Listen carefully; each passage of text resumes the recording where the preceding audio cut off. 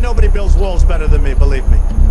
With 135,000 Americans dead and our economy on the edge of a new Great Depression, Ivanka Trump has some advice. Find something new. Oh, of course. Why didn't we think of that? It's so simple. How about jewelry design? Have Daddy loan you a few million to get started. Or fashion. Once you get millions in Chinese patents and trademarks, cha-ching. You can even get a job in the White House. Just ask Daddy. The important thing is to find something new. I mean, who cares if you're about to be evicted, or lose your health care, or can't make ends meet? Find something new. Can't feed your kids? Let them eat cake. Ivanka is right about one thing. This November, we will find something new, and it won't be her daddy. In the early hours before D-Day, General Dwight D. Eisenhower prepared an announcement that, thankfully, he never had to make. Our landings in the Normandy area have failed to gain a foothold, and I have withdrawn the troops. Great leaders prepare for every eventuality. They hope for the best, but they prepare for the worst. The troops did all that bravery and devotion to duty could do. And if any blame or fault attaches to the attempt, it is mine alone. Today, America faces new crises with new leaders. You did disband the White House Pandemic Office. Yeah, I didn't do it. We have a group of people. Yeah, no, I don't take responsibility at all because we were... Isn't it time America returned to a different kind of leadership? It was 1988, the AIDS epidemic at its peak. When asked in a debate who he considered American heroes, Vice President Bush praised a young research doctor, Anthony Fauci. I think of Dr. Fauci. He's a very fine research, top doctor at the National Institute of Health, working hard doing something about research on this disease of AIDS. He's an American hero, a kid from Brooklyn who grew up over his family's pharmacy. At 5'7", he was captain of his high school basketball team, a natural leader. Under 6 presidents, he's quietly worked to keep America safe. In a time when truth is under assault, he's always been straight with us. So I can say we will see more cases and things will get worse than they are right now. While President Trump lied. It's going to disappear. One day it's like a miracle. It will disappear.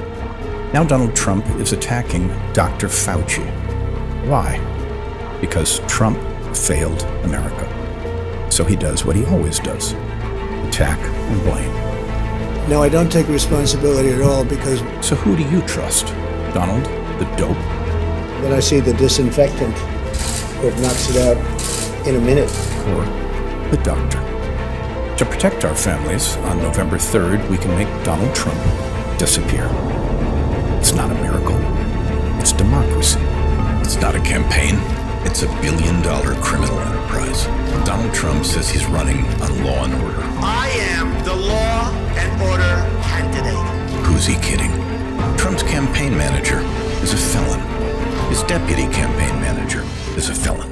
His national security advisor, a felon. His foreign policy advisor is a felon. His personal lawyer is a felon.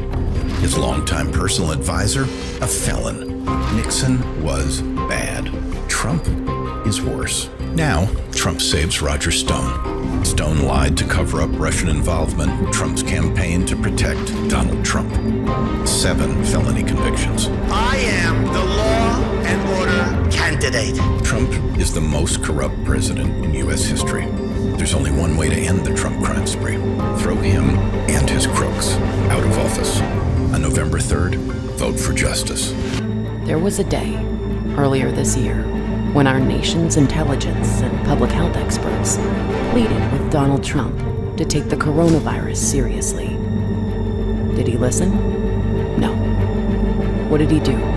He probably scrolled through his Twitter feed, or daydreamed about his next rally, or asked Lindsey Graham to play golf, or ordered fewer tests. Slow the testing down, please. And now, more than 130,000 Americans are dead. 3 million Americans are sick. thousands more infected every day. Tens of millions out of work, isolated from the world. And what does Trump do? He tells us to live with it.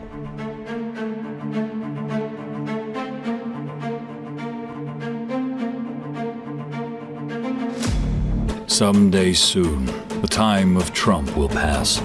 This circus of incompetence, corruption, and cruelty will end.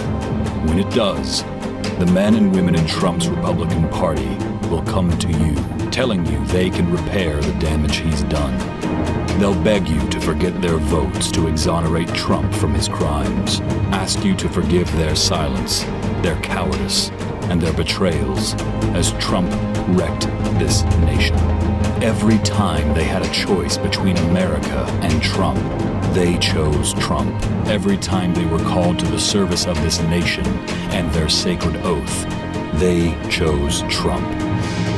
Every time. Learn their names. Remember their actions. And never, ever trust them again.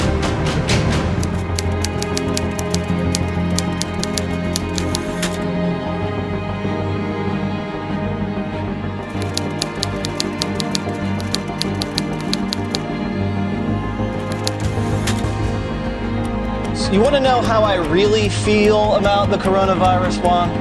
If I get it, I'll beat it. I want to tell you the truth about the coronavirus. This is their next attempt to get Trump. This is yet another attempt to impeach the president. The fatality rate's just 1%. So who cares if it's 10 times more lethal than the flu? The national left-wing media playing up fears of the coronavirus. We're shutting down our country because of the cold virus. Coronavirus fear-mongering by the deep state. The flu is showing much more of an impact on Americans than coronavirus. At worst case scenario, it could be the flu. All the talk about coronavirus being so much more deadly doesn't reflect reality. The coronavirus is the common cold. I feel like the more I learn about this, the less there is to worry about. I was about to say the same thing. A lot of people will have this, and it's very mild. Children are not really affected.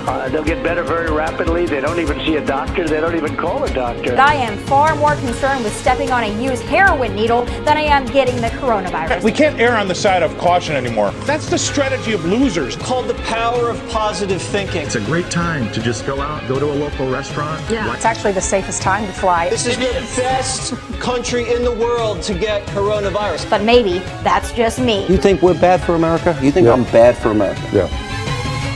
Daddy being president is the best thing ever. Millions from his hotels and clubs from our new lobbyist pals and those sweet party insiders. Jared's business even got $1 billion bailout from the Persian Gulf.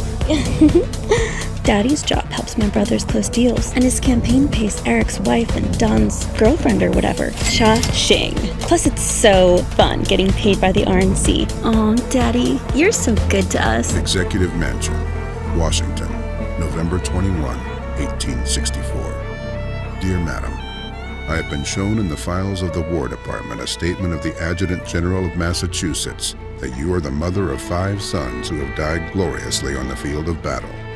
I feel how weak and fruitless must be any word of mine which should attempt to beguile you from the grief of a loss so overwhelming.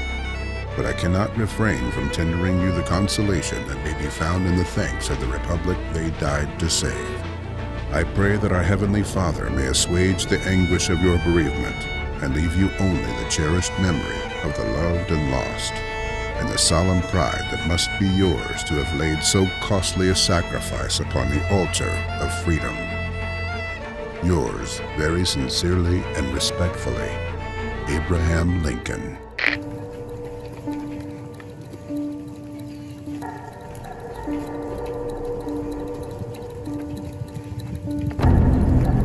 Are you concerned at all about what happened at the White House last night? Late for lunch. Didn't really see it.